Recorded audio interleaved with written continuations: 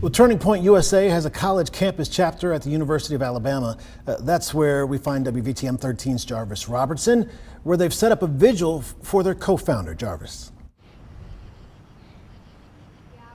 That's right, Guy. Various conservative organizations came together to remember Charlie Kirk today, that fallen conservative activist. You can see behind me right now, there are a group of guys here at Denny Chimes. They are praying. Shortly after that vigil ended, a group of girls, they walked up, they put several flowers here on the steps of Denny Chimes, and right at 10 o'clock, there was a guy who walked up and laid down a bouquet of flowers as well.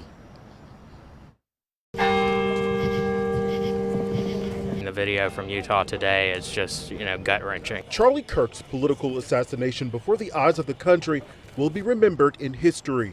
It's something Riley McCardle, chairman of the College Republican Federation of Alabama, finds hard to understand. To be gunned down there in front of a crowd in broad daylight just for, sharing his political opinions, it's just unthinkable and shocking. The moment it happened has been widely shared across social media. My phone was blowing up, and it's like, it reminded me a lot of when Trump got shot. It's like you don't want to believe it at first. Russell Boackle is one of the many students who showed up to remember the conservative activist, someone he felt was a kindred spirit. I had to put my phone down. I wanted to throw up. I mean, literally, it was so personal in a way. To somebody that I looked up to so much. We have a mental health crisis in this country. Both sides of the aisle know that. And it is past time for both sides of the aisle to come together and try and find constructive solutions. These students prayed one by one to bring about peace, even for those who have a difference of opinion. Please stand with us. People are scared of people disagreeing with them sometimes. They're scared to have their worldview challenged on both sides.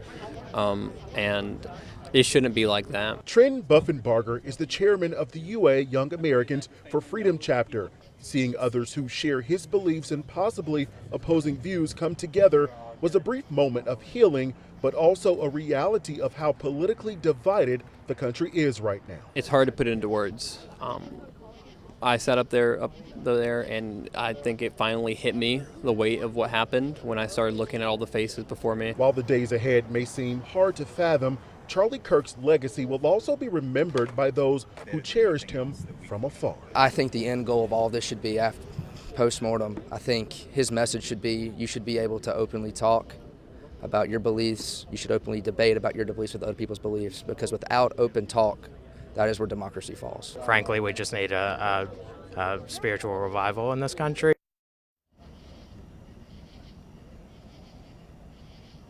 Now, we still have a group of guys here at Denny Chimes. They are still gathering, praying. They also have their Bibles with them. So certainly the death of Charlie Kirk is being felt here on the campus of UA. Everyone that I spoke with tonight, I did ask them if this is going to galvanize that conservative political action on college campuses across the country. All of them said it certainly should. Reporting live here in Tuscaloosa tonight, I'm Jarvis Robertson, WVTM 13.